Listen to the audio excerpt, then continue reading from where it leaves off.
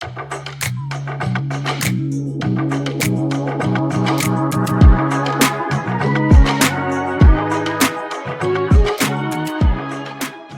much, and thank you very much for having me. Let me quickly share my screen here, get my video panel up, and if you have any questions, I'm happy to answer them after, or also during the talk if you put them in chat. Yeah, so as was said, so I want to share today some of the works that me and my lab has been doing within this space, and I can start with like one initial message here, and I know that I'm preaching to the choir here, which is extended reality is really here to stay. Like we've seen a lot of great developments in the past 5 years or so, both on the hardware as well as the software side, not forgetting obviously our history that we're essentially working on this since the late 60s. But so we have all these interesting display devices that are already available to consumers, and we have made great strides in a lot of specialized applications. Productivity, we've just ran a study on AR productivity in the wall, for example, where we show that there's some benefits to it. There's a lot of casual gaming, education, healthcare, for training, for example, as well as there's a lot of interest from the military in this type of performance enhancing technologies. But one of the questions that I try to ask myself is, what would it take for extended reality? And I use XR here as like loose as possible between VR, AR, mixed reality, however you want to call it your reality. The question is, how do we how do we get to an XR that is more ubiquitous? Or in other words, how do we get to the next paradigm in computing? And what are the parts that we need to get right? So right, roughly, I think we can think about it in terms of components here. The hardware, we're making great strides in terms of display technology, haptics, sensing, in kind of the current hype in AI holds up to a lot of the capabilities that we always wished we had, scene understanding, task description, and so on. But there's still way to go if you think about, for example, semantic segmentation. Systems are incredibly important here. We would like to have fast, secure, and privacy preserving communication, and not everybody wants to be running around with a camera on their head. And lastly, me as a human computer interaction researcher, I'm also think that interaction obviously is a key part here. So if you can get it right for users, you can have the best system on the planet. If they find it annoying, they're probably going to drop it. So that's the part that me and my lab has been focusing on a lot. And that's also where I want to kind of situate the talk today. So we can take a look at like what research has focused on in XR interfaces and how did we try to kind of make those more ubiquitously available. So the first thread is 3D user interface design is hard. What do I mean by that? What I mean is if you take like a traditional 2D screen, that is a shot of my kind of essentially what I'm seeing on my computer here, and a spatial kind of user interface. So the 2D user interfaces are great to design for. They're constrained to like the 2D screens. Input is available. If I'm designing an app for a phone, I know I can with high likelihood say that the user has some kind of touch input available. And they're independent of their surroundings. So I can use my phone on the bus, on the train, in a lecture, and I'm not really bothered by people walking by or what else is going on around me. If we then look at 3D user interfaces, though, is they can take up arbitrary portions of users' field of view. They are spatially distributed. So here in this example, you actually have to walk somewhere to interact with the apps. And they are influenced by the surrounding environment. If a person were to walk between me and my virtual interfaces, either the person would be occluded or I would be, or the interfaces would be occluded, neither of which is optimal. So there's a wide range of interaction techniques that have been explored in order to mitigate some of those issues. And I'm excited that GoGo, the distance reaching technique, is turning 30 next year, which is kind of interesting to think about as one of the kind of pioneering spatial computing or like very early selection techniques that is still relevant. But we haven't like there have been kind of there's a wide range of interaction techniques that cater to different audiences, and things like text input, for example, are still issues.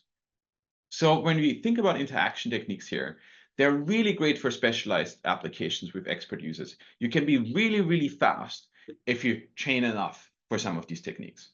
But they're not quite there for end users. There's limited familiarity, there's sometimes too many steps, and they're not as convenient or natural to use as intuitive, which is really, they haven't learned this as much for than smartphones and desktop interfaces where we have decades of experience now.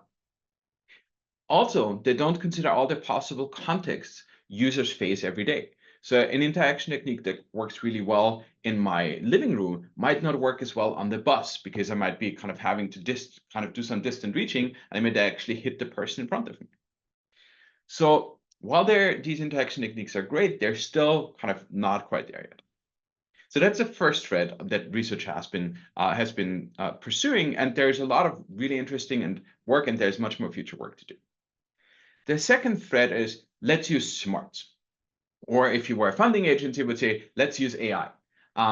So this can be boiled down to a question, which is how do we present the right information with the right representation at the right position at the right time? And part of that is spatial, part of that is temporal. But really the goal is how do we kind of get users the information and tools that they need, and how do we provide them with access? And this is what adaptive XR system is aimed to do. So they take some kind of contextual information, and that gets feed into this algorithmic decision-making system where we then use smarts in order to figure out how to serve users best. So contextual information is really somewhat hard to define. There's a great paper by Anin Day who's asking this question, and one of the answers is kind of everything. As a computer scientist, that is not it's not specific enough for me to actually build an algorithm around everything. But there's other works, for example, Lindlbauer and Selker or Grubert, who try to define these context-aware these parameters of context that help us guide some of the research and give us directions of where we want to go. So in both of those papers, and I highly recommend reading those, there's somewhat three big categories. One is users, then environment, and then systems. And for all of these, we can take a whole range of different sensing parameters or different kind of techniques in order to figure out what is currently going on in the environment, or what system capabilities do I have? Does my user have access to smart glasses that have minimal display quality? Do we have access to only AirPods because it's only sound? Or do I have a fully fledged AR headset? And the key part here is understanding users. That's a lot of the work that also my lab has been doing. For example, we ran studies on what do users actually would like to get in terms of navigation instructions depending on different contexts. So we ask, hey, if you're just browsing, or if you're rushing to an airport, or if you're having kind of another navigation task, would you prefer arrows on the ground, like the Google Maps style interface, but on kind of in spatial computing? Or would you want to follow an avatar, or do you want to have callouts? Or are you open to more drastic changes? For example, a full desaturation of the environment, and only the path you're walking on has some color, so that you don't care about the context. And unsurprisingly, depending on the context, people have very different needs. If you're rushing to the airport, you don't care about contextual information. You only want to get there as fast as possible. Whereas if you're browsing, additional information, such as provided by an avatar that could be AI enabled, would be very useful to them. Similarly, another line of work is, other than running traditional user studies, is actually use machine learning to figure out higher and lower level processes that help us predict human behavior.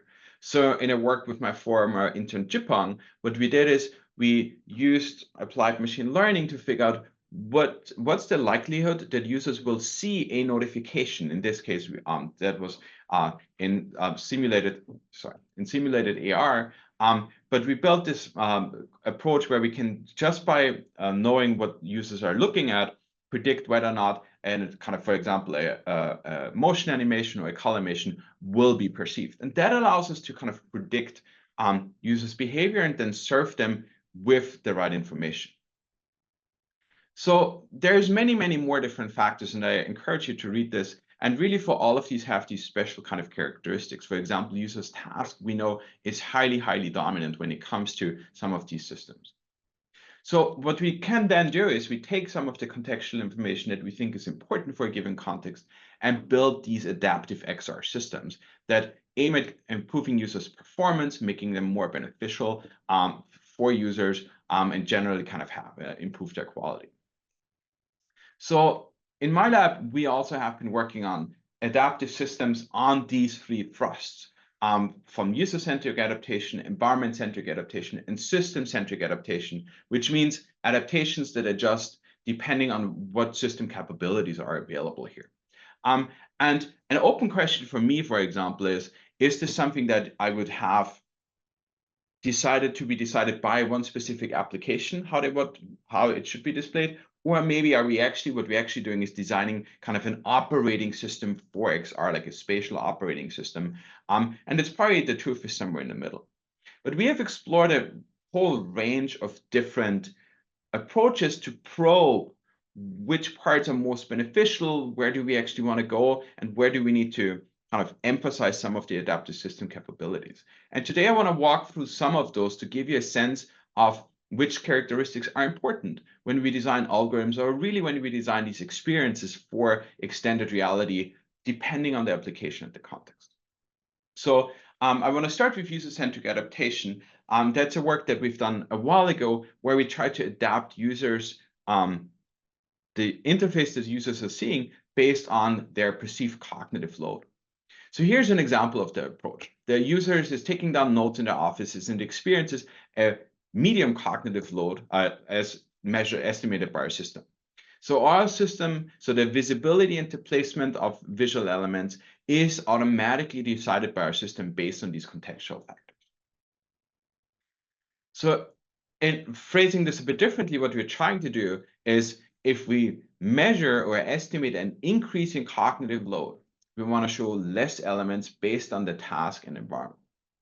So how we do this without going into too much details here is we take the current context, which is estimated cognitive load, task, and environment, and then decide on the visibility, placement, and level of detail of the user interface, so how much we're showing.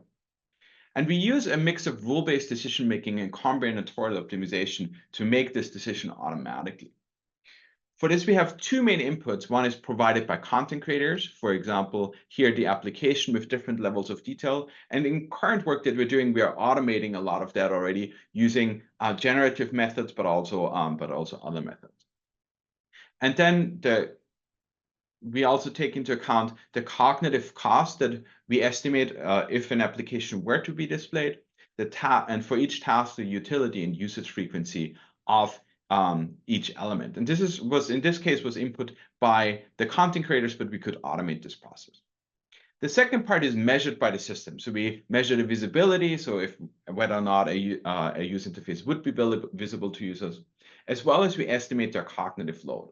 So in this case, we use the index of pupillary activity by Dukowski. What this hypothesizes is that the number of meaningful pupil dilations, so if your pupil shrinks and expands and contracts meaningfully, so this means not just depending on the ambient light, has a positive correlation with cognitive load. So more changes, higher cognitive load. It's an okay signal. Sensor fusion approaches would help here, but we found it to be sufficient for our purposes. So I just want to give you a couple of scenarios that we did in this case. So here the user is experiencing a low cognitive load as measured by our system, and we show more information that is not super task relevant, but users have the capacity in order to to handle it. So we show more YouTube videos, maybe news, banking information, food order, and so on.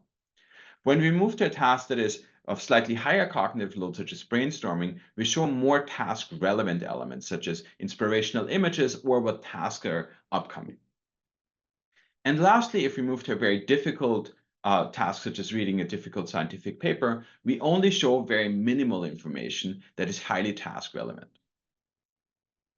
So that is one good example where we say, hey, we take information that we have about the user and use it for a smart system. When we take, I want to show another example when it comes to environment-centric adaptation. So here, the task that we try to solve is I'm I have a user interface that is designed in one environment, environment A or environment one, and I would like to kind of move my whole environment, my whole layout to a second environment. But what I don't want to do is I have to manually rearrange everything all the time. So we asked the question, okay, what are the principal factors that matter when we actually kind of move virtual interfaces between multiple environments? And one thing that stood out is actually that the semantic agreement between the virtual element and the physical element is one driving factor. What I mean by that is, for example, if I have a Spotify application, I would like this to be close to my physical headphones that might be lying on my desk because I can more easily find them.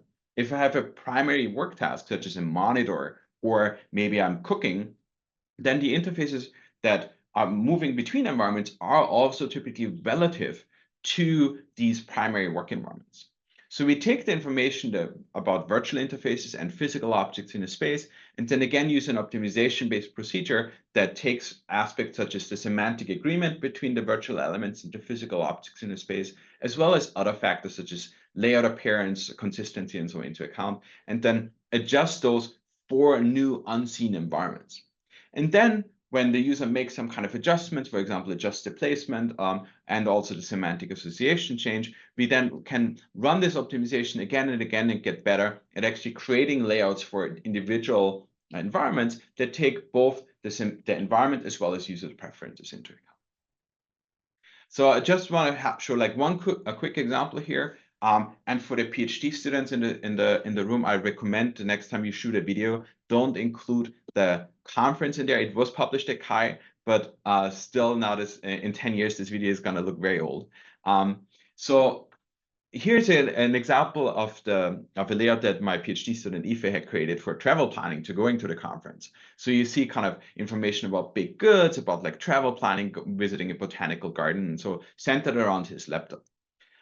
So if he then moves from one environment to another, in this case, the kitchen, it's going to show up in a second. So in the kitchen, it gets rearranged to take some of the semantic connections into account. For example, information about the bakeries and baked goods, excuse me, gets associated with a cookie jar. Information about a botanical garden gets associated with a plant that's there.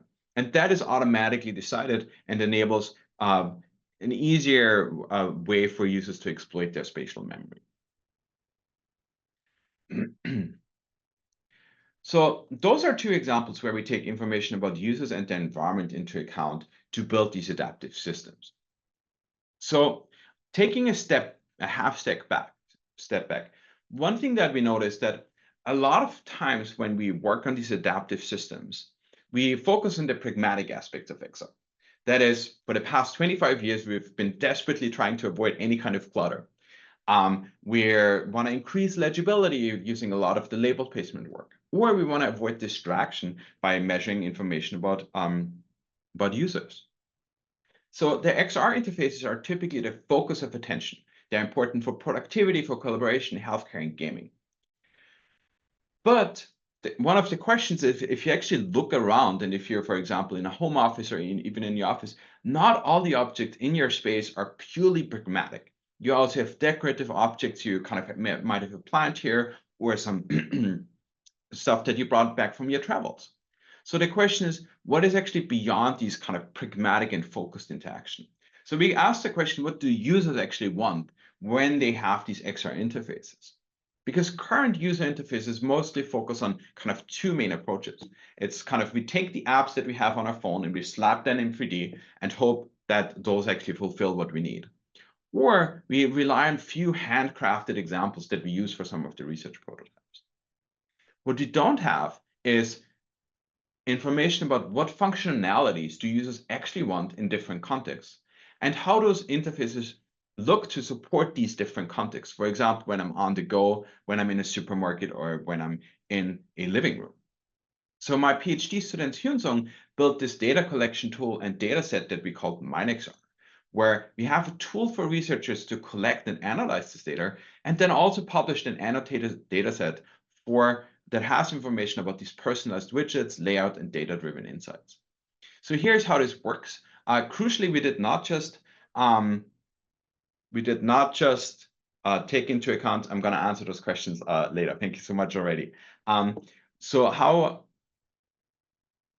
crucially, what we wanted to do is not just have handcrafted examples. So we wanted people to actually use the real contents that they have on their smartphones. So we built this data collection pipeline where users can place widgets that they cropped on their phone and then preview those on the AR device. In this case, a HoloLens. So the user can say, hey, I would like to have like a widget of Spotify here, like a playlist or other information. They build these kind of 3D layouts for a whole range of different environments.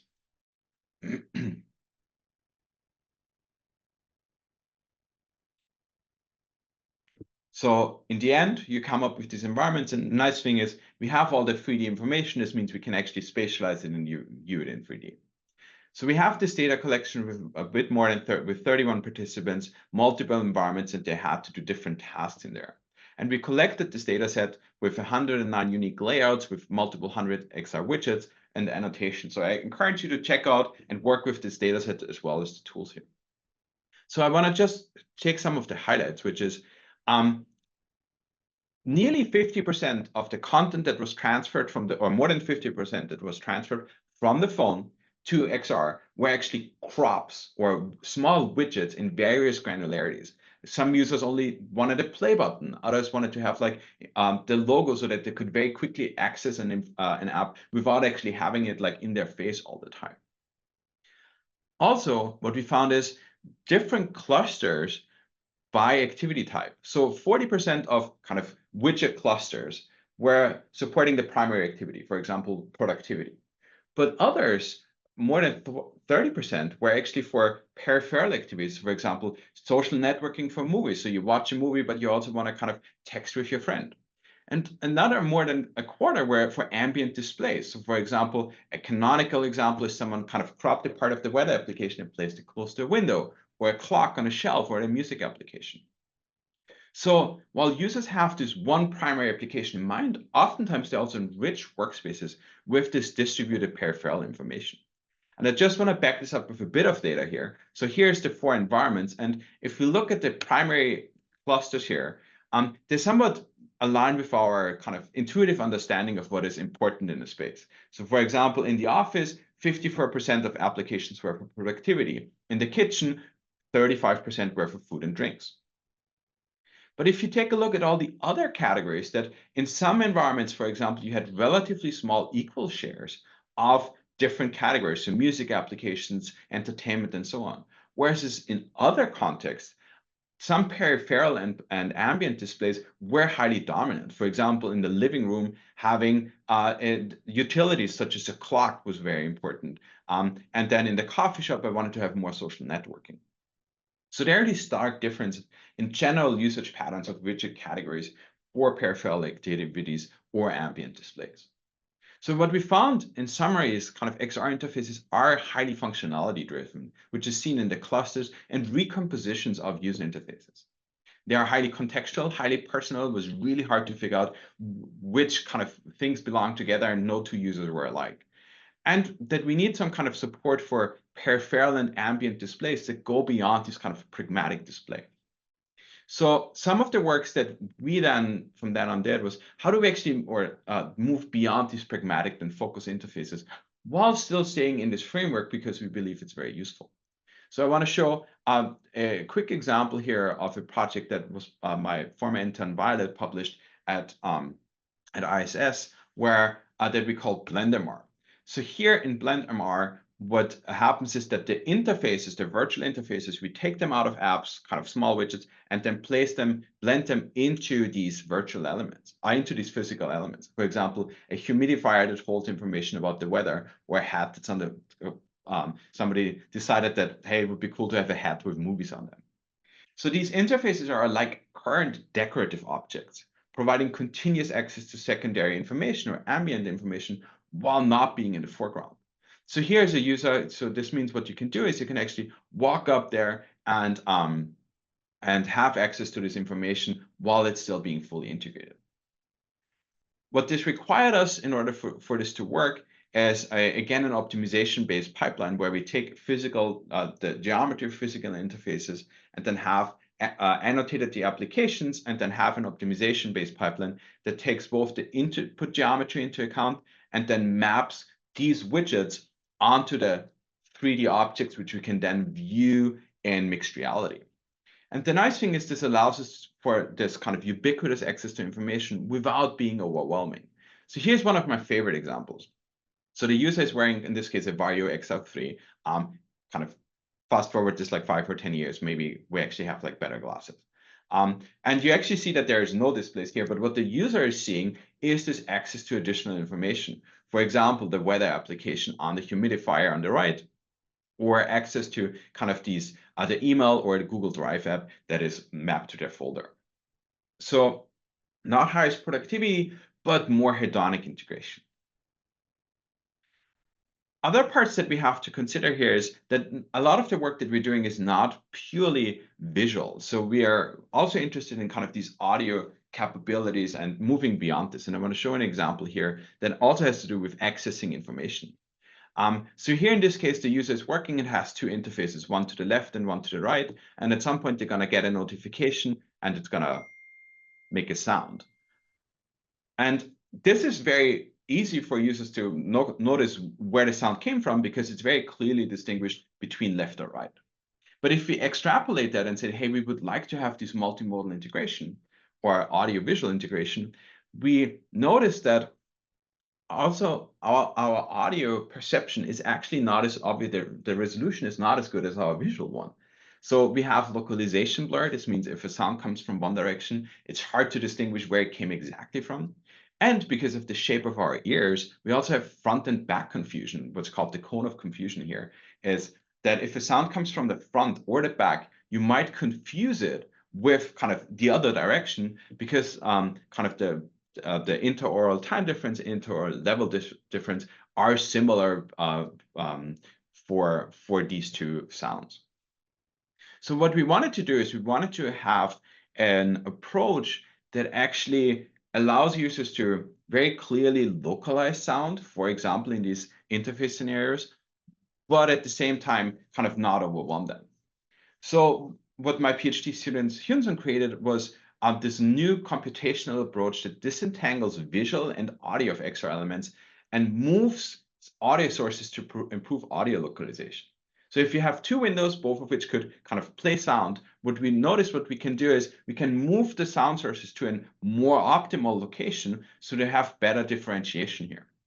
And without going into details, what we did is we built this model of localization performance of users in a first user study. And then we could say, hey, I would like the sound. I would like a user to draw their attention to kind of here on this side. And our models could then say, okay, for this case, okay, you need to play the sound like maybe slightly offset, where if there's multiple elements, you need to shift things around.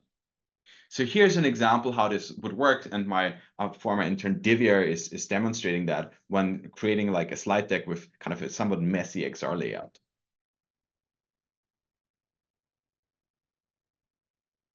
Where are the lecture slides for lecture 26?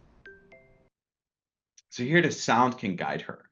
The other nice thing what we can do is we actually no longer reliant on visuals. So what we also can do is, for example, we can say in a supermarket, we can help users localize elements. Where can I find baking soda? So here, right, we can draw users' attention to places that we find to be beneficial.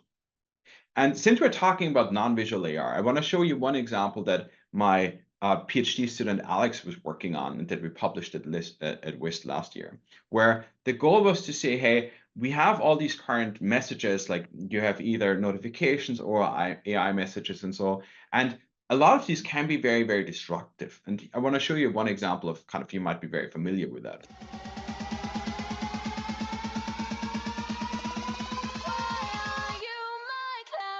Your lecture is at the auditorium. Yeah, missed the beat drop. So this is something that might be very familiar to you. So what we did is we used a lot of musical computing and musical machine learning to figure out how to better integrate these type of notifications into every day into the music that users are listening to.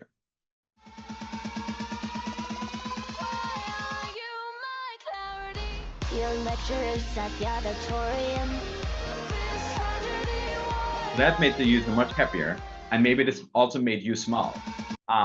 And that's one of the key parts that I wanted to highlight here, right? It's not just that AR and new technological paradigms can help us be more productive, but they can also kind of give us a better experience. And that's what I'm also mean with like thinking beyond pragmatics also towards hedonic qualities, where we say, hey, it's not just experience, it's not just kind of productivity, but actually something that is truly integrated also gives us some level of joy.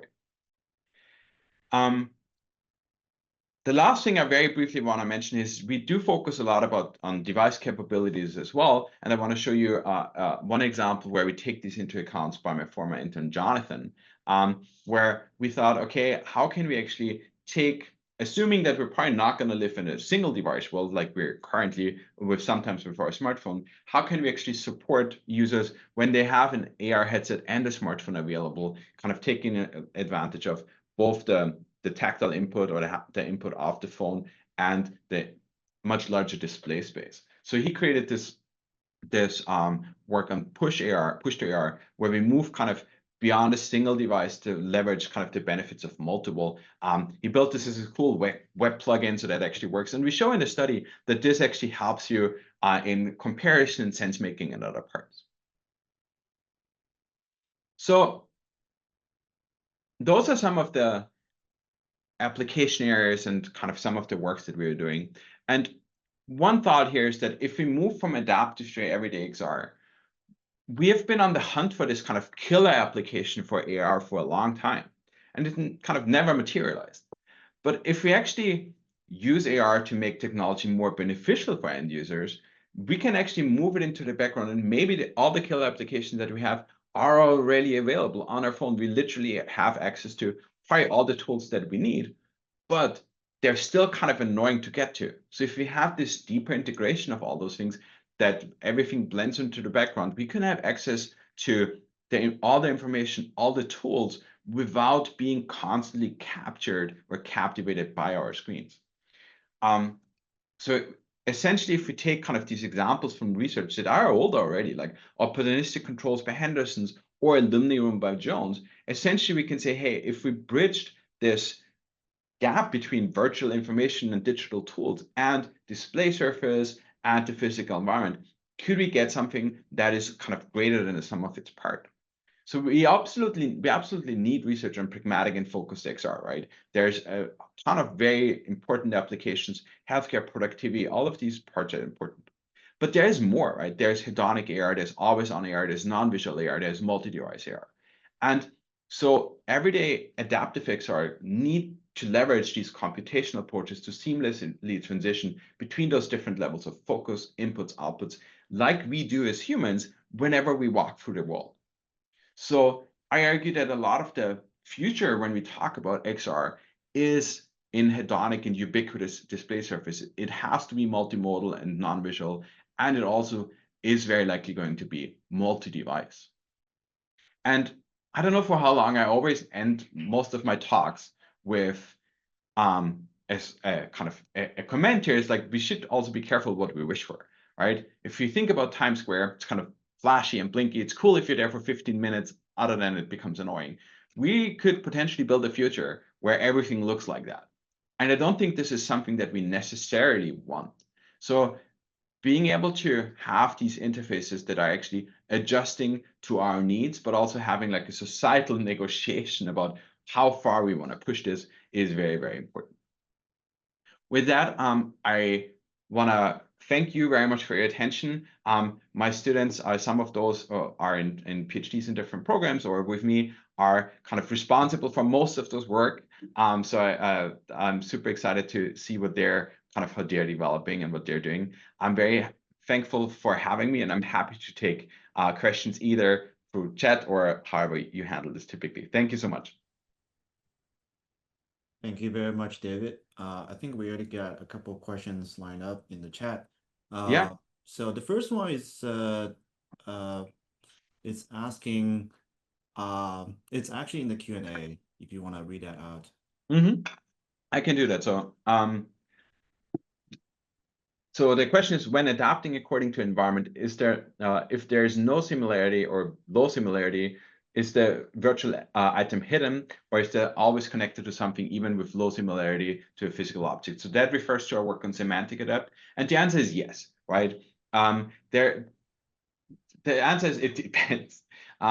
If I'm actually taking in this work, in this research project, we said, okay, everything if I'm going from one environment and I keep all the elements the same, I keep them all there, and I might adjust them, but then aspects such as we care about that it's arranged in a grid-like structure, and we keep like canonical directions to each other. So if an element is left of another one in one environment, it's going to stay left of another one in mind. So we have all these aspects. There is more though. So we're currently running another study in data collection where we try to figure out how do people actually transition between tasks? How can we detect when elements and windows become useful or kind of lose their usefulness for specific tasks? And this will always be a mix of kind of a user in the loop optimization, where, for example, if I'm getting into a new environment, I might suggest, hey, here's a layout that you want, and you can say, yes, I want this part, but I don't need kind of this and that window. So that's kind of a user in the loop approach. But the goal is to give, for all of these approaches, to give users a good access to all the apps so they don't have to bring up menus and other parts. So that is kind of the short answer is all of these aspects have to be taken into account. And like from an operating system perspective, right, I do want to provide these access. Thank you for a great question. I can answer the second one as well, if that works, which is, how do you think these adaptive systems will handle multiple users in a collaborative setting, sharing multiple elements with each other? How to handle that cognitive load per user? That's a great question. And again, it's more of these compound factors. We actually did a paper on using integer programming or linear programming for adjusting the layout of elements to multiple users. And that's mostly to retain information access, and so that it's easy for people to transition. For example, if another person joins the group, then how do you arrange the elements? And with my former intern Toller, who's now a faculty at Green State University in North Carolina, we actually explored also what happens between XR and non-XR users, or if you have XR users who see different types of information, and how are these things negotiated? So the short answer is it's really complicated, and we don't have a solution that. I don't know if the cognitive load per user is such a dominant factor here, right? It's much more that you provide access to information. And we are working on trying to figure out if we formulated this, for example, as an optimization problem, how can I properly define the weights, and how does this actually work? And we don't have a good solution yet, because users are somewhat unpredictable, as you all know, and giving users again the access and like quick tools to change the layout and summon information or move information away is as important as having like probably somewhat conservative and more kind of suggesting layout optimization rather than kind of steamrolling users. Great. We have 2 more questions in the Q&A. One that I pasted in chat. Okay, great. I'm happy to read that. One question that I have is, how do we begin to get around building adaptive interfaces for a specific context? Typically, we hone in on a particular context and then build adaptations related to said context. So some of my thinking on that is that I actually don't, right? It's really hard to build adaptive interfaces for. So what we typically did is you build an adaptive approach, and then you have 5, 10 test scenarios in mind. We test it, hope that it works well, and then kind of test it in more user studies. But we really don't know whether or not kind of it generalizes. So we are moving towards a thinking of, hey, if we used simulation to test some of these interfaces and actually had automated methods that rely both on kind of quantitative methods, metrics such as visibility, but also maybe we have users rate some of the situations and then maybe retrain an LLM to actually be kind of the judge of these layouts. Can we actually test 1,000 different layouts and have some of the unit testing for XR elements? So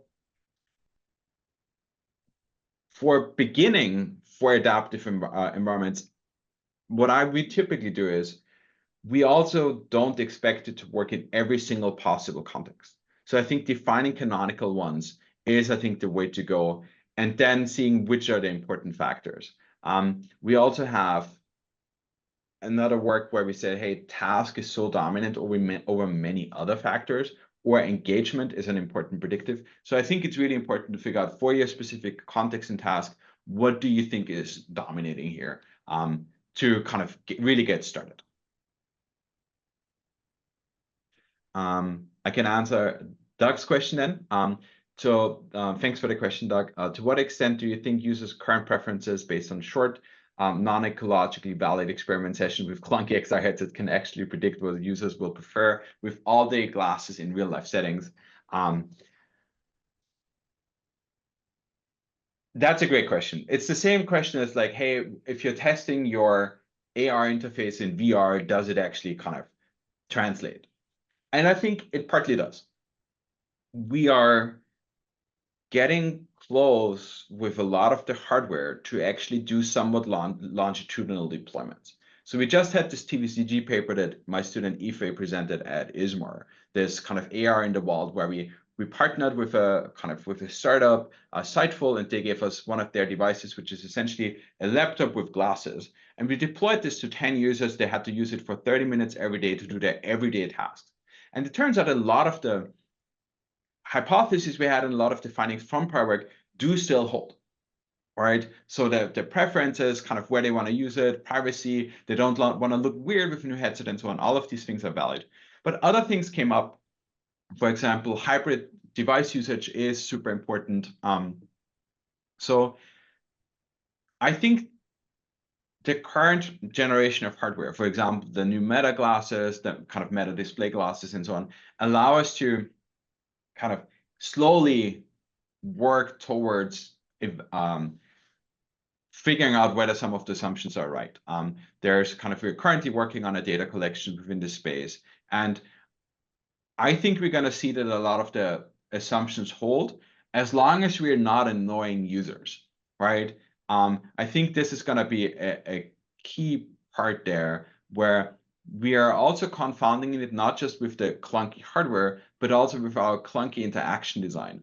And it's getting better, but I think a lot of those things will actually hold up when used. The other part that I think is a matter of which directions are you going? Are you approaching it from like, I'm using a clunky headset, and then I use the best adaptation methods I can use, and I'm just hoping that the stuff I'm doing here holds up when I'm getting lighter glasses?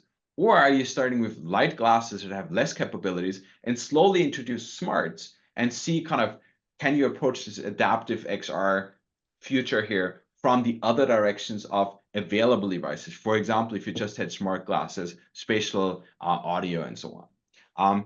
But I think we're getting ready to run some of those studies. Thanks for the question. I don't know how we're on time. Can I answer Chris's question, or yes, are we at? Maybe Okay. that's the last question. Okay. Thanks, Chris, for the question. So what is your take on navigating large amounts of information, physical navigation for world fixed information versus virtual navigation for dynamic spaces? Your work seems to investigate both approaches. I'm curious about how you weigh in the trade-offs.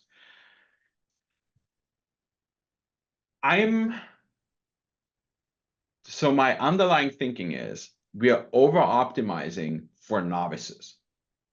If I have somebody who's navigating large amount of information, I can pretty much try to find the very best interaction technique and have them train a couple of hours to be much better at that. I think that from a kind of implementation perspective, a mix of world fixed and kind of like we have so many different approaches, both of how to display stuff, where to display stuff. Is it audio? Is it visual? Is it summarized? Is it 3D? Is it 2D, right? And I think with what I think very interesting currently is that with current generative approaches, I can say, hey, here's like the general gist of information, and depending on the use case, depending on the user, depending on their knowledge, and depending on all these capabilities, I can adjust, for example, the representation. So from a kind of pure information kind of immersive kind of visualization perspective, I think the truth is somewhere kind of on all of those aspects. The thing that bugs me personally is the display quality of some of the headsets isn't good enough for me to actually abandon my screens. Like I have two high resolution screens in front of me, and those beat any kind of VR headset. There are a spatial relationship, and right, there's cool work also coming out of BT, like on the immersive analytics side, and I love a lot of your work that's coming out on the with the VAST challenge and so on. But those are experts, and I think this is where a lot of the approaches really shine. But we haven't figured out like we need to take kind of the personal preference of the users there also into account. So sorry for this non-answer, but I think where if you train somebody well, we can actually give them kind of the best techniques and then kind of make them even better.